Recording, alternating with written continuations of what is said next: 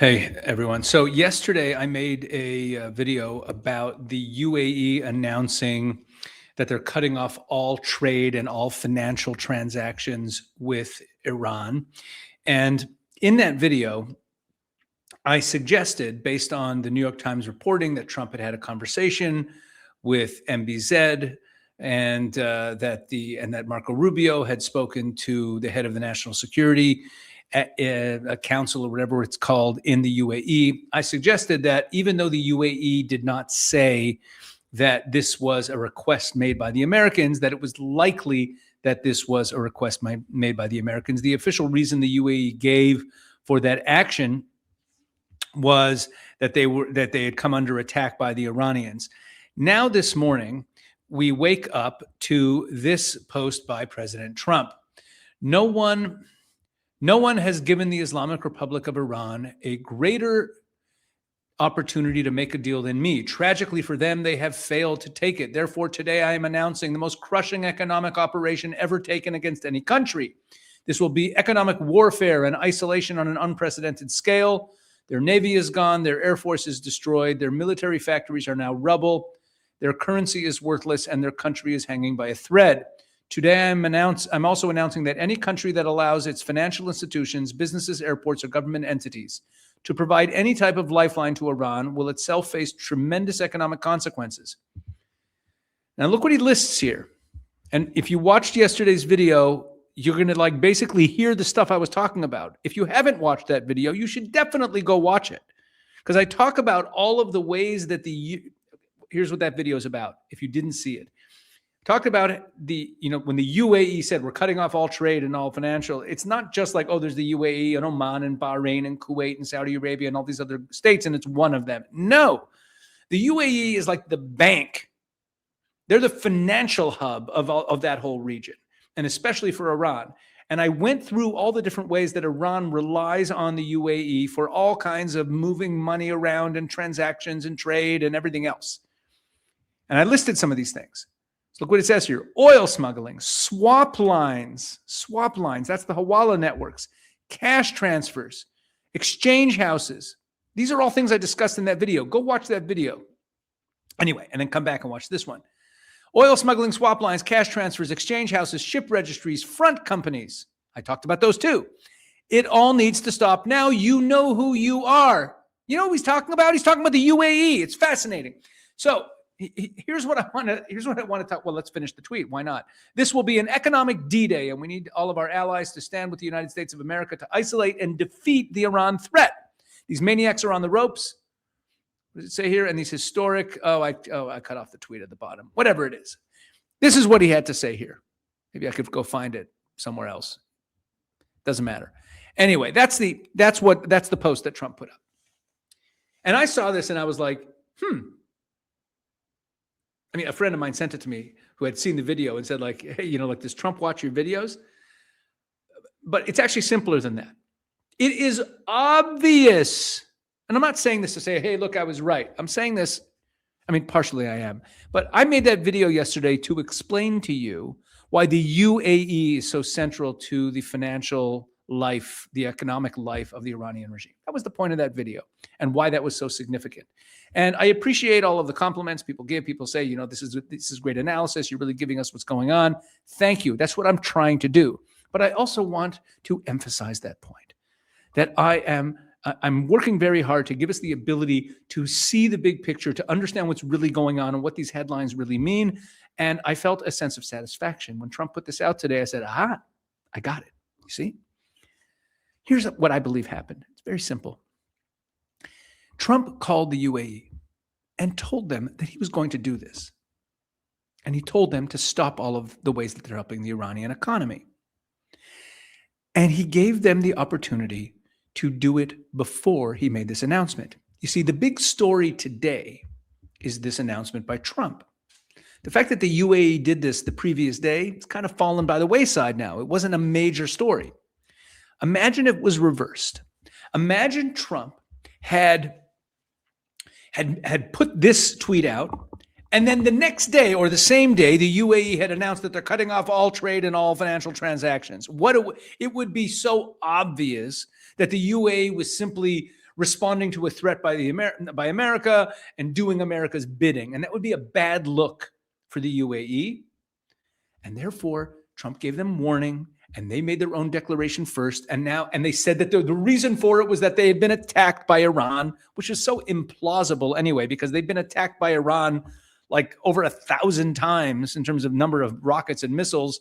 I mean, more than any other country, more than Israel since February 28th. And that whole time, they didn't cut off all the financial transactions. But, a few of our ships got hit in the Strait of Hormuz. That's it. We're done. We're cutting off all the financial transactions with Iran. Yesterday, it didn't make much sense. And that's part of why I suggested this. I said, they're obviously responding to Trump. And now we kind of have confirmation of that. Okay, let's move on to understanding more of this whole economic situation. What we're going to do in this video is we're going to look at how the Iranians are responding to this and try to read between the lines of what they're saying, and also talk about the impact that this could actually have, how some other countries are responding to this, and what this what to look for in terms of Iran's behavior vis-a-vis other countries in the region. Okay, that's what we're going to take a look at here. So let's pull this down. Back. There we go. A little technical glitch there. I'm not the most technically savvy person. Here we go. So let's start with the UK. This is actually from Iranian state media that I picked this up. UK imposes new sanctions on Iranian individuals and entities. And I could have pulled this story from anywhere, but I was on Iranian state media anyway. Here we go. The British government announced a new round of sanctions against Iran on Wednesday, adding 7 new entries to its Iranian sanctions regime. The update forms part of London's ongoing restrictive measures targeting Iranian officials, military-linked organizations, and business entities, expanding the existing targeted sanctions list administered by the UK Foreign, Commonwealth and Development Office. That's the whole story. And here also, I would suggest that Trump has informed world leaders before he put out this post, that he told people about it, got them on board. The UK took immediate action, and that way they also look like more of an independent actor. So they're also a part of this sanctions regime that's ramping up. We're probably going to see more of this. I'm going to be tracking this particular story, and we're going to be following it in the coming days. How is everyone behaving, and is it working? We'll get into that soon. Interesting article that discusses the chances of it succeeding. But first, let's talk about how the Iranians are reacting. So Garibabadi, U.S. has given its next defeat the name economic war. Kazem Garibabadi, Iran's deputy foreign minister for legal and international affairs, responded to Donald Trump's remarks about launching an economic war against Iran, saying that after failing to achieve its objectives through military action, the United States has now labeled its next defeat an economic war. Garibabadi wrote on X on Thursday, quote, "They claim Iran is on the verge of defeat and hanging by a thread, yet they are begging all their allies to help them." End quote. Referring to Trump's announcement of a major economic campaign against Iran, he added, "The problem is the miscalculations they make every time, which force them to create an even bigger defeat for themselves in an attempt to cover it up. The military war failed. Now they have given their next defeat the name economic war," Iran's deputy foreign minister said. And I also noticed an interesting item buried in the bottom of a story about a different topic. Hold on, let me just cough. Sorry about that. Okay, so this is an article about Mohammad Ghalibaf, the Speaker of the Iranian Parliament, about his visit to Iraq. And there's a number of articles in Iranian state media about this visit. And here it says, a brief analysis of Ghalibaf's visit to Iraq. And it goes through a bunch of topics they discussed, or a bunch of takeaways. I'm not going to read this article. I'm just going to read you the few headlines, and then we'll see the last piece in the article. The visit came amid growing U.S. pressure on Iran, meetings with Iraq. It talks about who he met with, Baghdad's emphasis on standing with Iran. Of course, this is Iranian state media.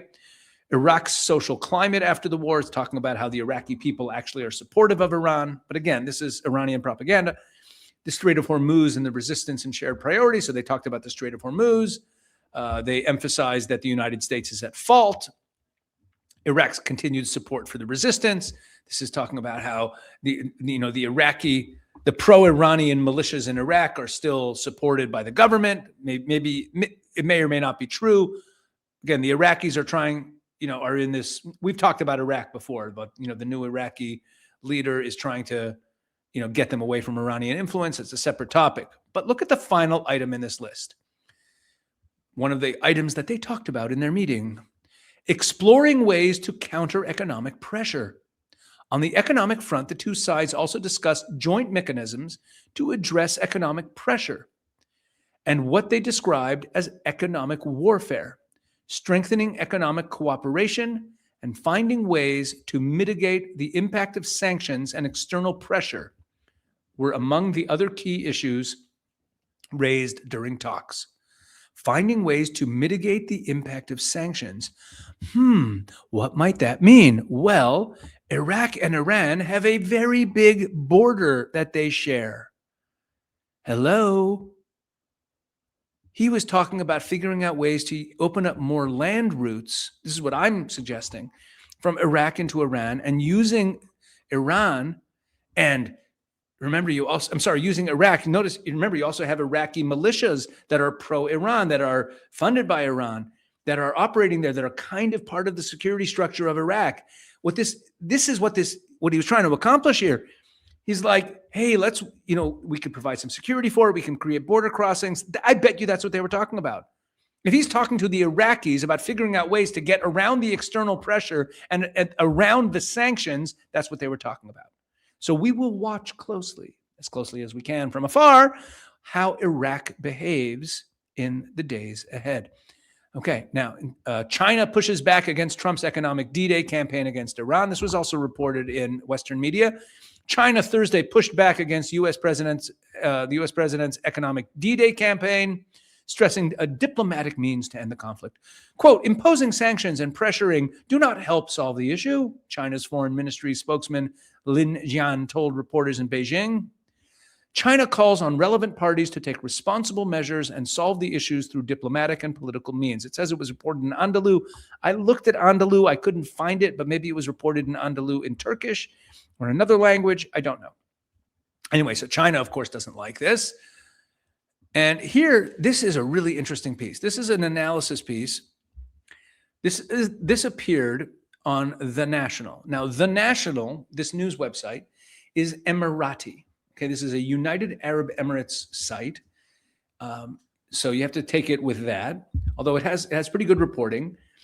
And their analysis pieces are really a window into how the Emiratis are viewing these situations. So this is a piece called Trump's Threat of Economic Consequences. Who will it affect, and is it credible? Is it credible? Okay. So I'm going to jump down to the relevant passages here. With direct negotiations in limbo, here they're quoting this expert who will be mentioned here in a moment.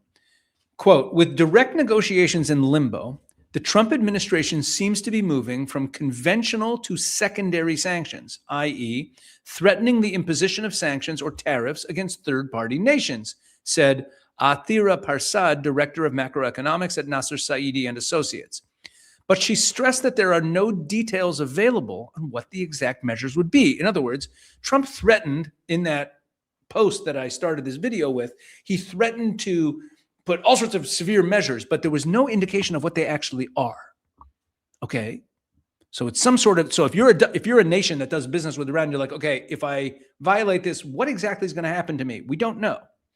Quote, the aim seems to be forcing global players such as China, India, and Middle East nations, Pakistan, to choose between trade links with Iran and access to the U.S. market. Hence, increasing pressure on Iran's export revenues, including non-oil. Iran's main trading partners between January and October last year were China with trade of $14.5 billion, Iraq at $10.5 billion, the UAE at $7.5 billion, but that's only official trade, by the way. Okay, again, go watch the video I made about the UAE from yesterday. You got to see that video. It's like required viewing. It's a good one. You'll enjoy it. But remember, that This is only the trade. The UAE is far more than this. Okay, the UAE is a bigger piece of the Iranian economy than China and than any of them. If you go watch your video, you'll understand. But the UAE, in terms of trade, 7.5 billion. Turkey, 7.3 billion, according to Trade Data Monitor. I wonder how Erdogan's going to react to this new Trump declaration. This is going to get interesting. For the whole of last year, China reported 9.96 billion in total bilateral trade with Iran, although that amount does not include the roughly 31.2 billion in unreported Iranian crude oil exports. Unreported, because this is all the shadow fleets, and the way they move oil around. Go watch the video from yesterday. Crude oil exports to China, according to the U.S.-China Economic and Security Review Commission. Iran's trade data for this year, following the start of the war on February 28th, is not publicly available. On Thursday, that's today, the country's central bank chief said Iran is currently exporting no oil. Abdel Nasser Hamadi said Tehran faced severe restrictions on oil exports as Washington steps up economic pressure while efforts to resolve the war remain deadlocked. Meanwhile, the UAE on Tuesday, 2 days ago, said it was halting all trade, commercial exchange, and financial transactions with Iran due to the threat Tehran poses to the region. Remember, that's the announcement of the UAE. While the UAE announced the suspension of all trade activities with Iran before Mr. Trump's post, of course, they're pointing that out, that it was before, because we're not doing it because Trump said so. We did it on our own. For other Gulf nations, quote, it is more likely that discussions will lead to a mix of diplomatic exemptions and stricter enforcement on specific goods, said Ms. Parsad. Let me explain what that says here.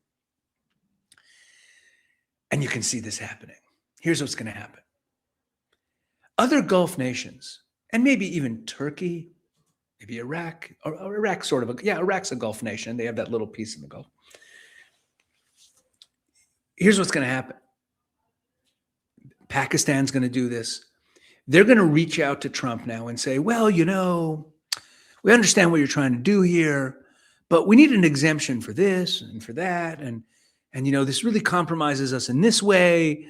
And it really harms, there's other collateral problems that it creates. So give us a carve out to be able to continue to do this or that trade with Iran. Let me read the sentence again. For other Gulf nations, it is more likely that discussions will lead to a mix of diplomatic exemptions and stricter enforcement on specific goods. Now, this is just analysis. This isn't a news item, but I think it's good analysis because if you ask yourself, what, Pakistan's going to shut down all their trade with Iran? They're flowing stuff in there. Turkey's going to shut down its trade with Iran because Trump did this? What is this actually going to look like? Banks and businesses will need to strictly enforce anti-money laundering frameworks to satisfy international compliance and avoid secondary U.S. sanctions. Quote, the Trump administration has never shied away from deploying sanctions/tariffs unilaterally, said Ms. Parsad. But as seen before, any such move will face significant implementation hurdles, legal challenges, and risks to U.S. inflation. What we have seen is that these threats often serve as temporary leverage bargaining positions that then permanent, meaning rather than permanent barriers. Right? They serve as temporary leverage/bargaining positions rather than permanent barriers. So what she's saying here in polite language is that this is not going to be so simple to implement. It's going to have implementation hurdles, legal challenges, risks to boomerang effects, inflationary effects on the U.S. economy. It's going to cause diplomatic issues. You got, again, look at the major trade partners, Turkey.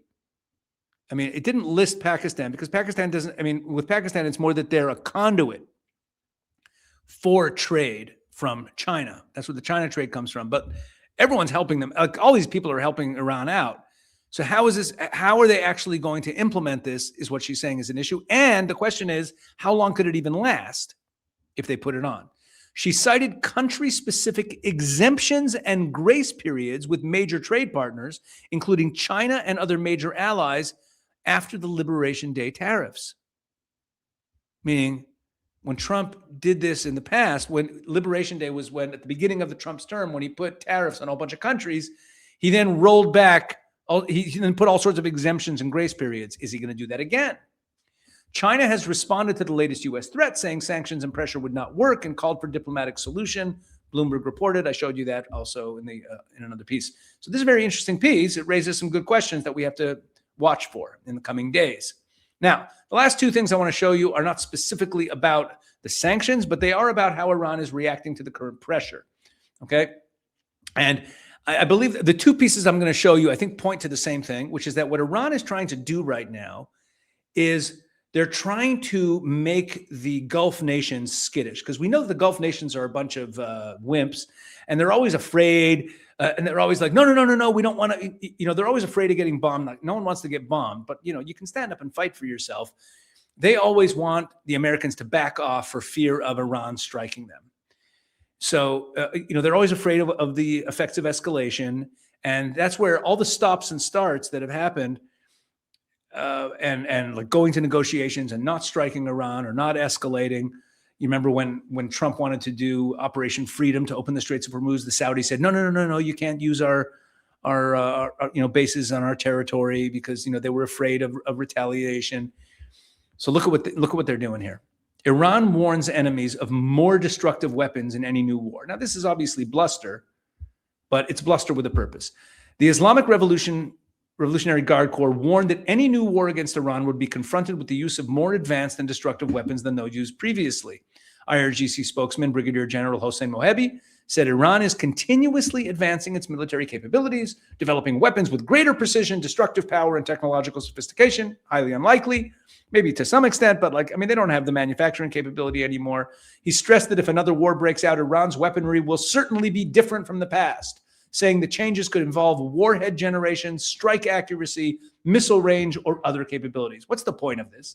The point of this is to make the Saudis, the Kuwaitis, the Omanis, the Bahrainis, the Emiratis, to make everyone skittish and afraid that, about the next round, and maybe they pick up the phone and call Trump and say, maybe you can negotiate this thing. They're trying to break up the confidence of those nations in what's coming next, make them scared. And here's another approach they're taking to their neighbors. It's like a different approach. U.S. seeks to plunder Persian Gulf states, Iran's Ghalibaf warns. An interesting little piece of propaganda. Look what he says. Iranian Parliament Speaker Mohammad Bagher Ghalibaf. And you have to remember, whenever you have a quote like this is Iranian state media, which means that they decided to put out this news item. Give it a headline, make it look like a news story, but it's a piece of messaging, right? Iranian Parliament Speaker Mohammad Bagher Ghalibaf warned that the U.S. is seeking to plunder the resources of Persian Gulf states, stressing that regional countries can establish security and stability through unity without foreign interference. Ghalibaf further warned that Washington has moved closer to Persian Gulf and regional countries with the aim of plundering and looting their resources. He said the recent U.S.-Israeli war of aggression against Iran demonstrated to regional states that the U.S. is not a guarantor of their security, but rather a force that disrupts their peace. The whole point of this statement, this news item, this press release, is to message to the Gulf states that, you think America's your ally? No. America's not here to protect you. America's here to plunder you. America's here to undermine you, to disrupt you. And they're a force that disrupts your peace. They're not guaranteeing your security. The Iranian parliament speaker said Islamic countries and the Persian Gulf states could achieve stability and security through unity without foreign intervention, stressing that Iran and Iraq could play an effective role in this process. So they're trying, these two stories, Iran warns enemies of more destructive weapons, and U.S. seeks to plunder. What are they doing here? These two stories are all about, and they're from 2 hours. They were posted 2 hours apart. This is a piece of messaging where they said, we need to put pressure on the Arabs, on the states around us, to get them to get skittish and get them to, question the Americans. Are the Americans really in this? Are they really going to protect us? And the Americans are really there just to plunder your stuff. And the weapons that Iran uses in the next round could be worse than the previous round. They're trying to get them to pressure the Americans to back off, and at the same time to make them lose trust in the Americans. That's what they're up to right now. So that is my update on the current state of the Iran situation. I hope you found it interesting and useful. If you did, please share it with someone. Please make sure you're subscribed to this channel so that you don't miss anything, because there's a lot going on. I'm trying to keep up. And that'll be it for this one. God bless.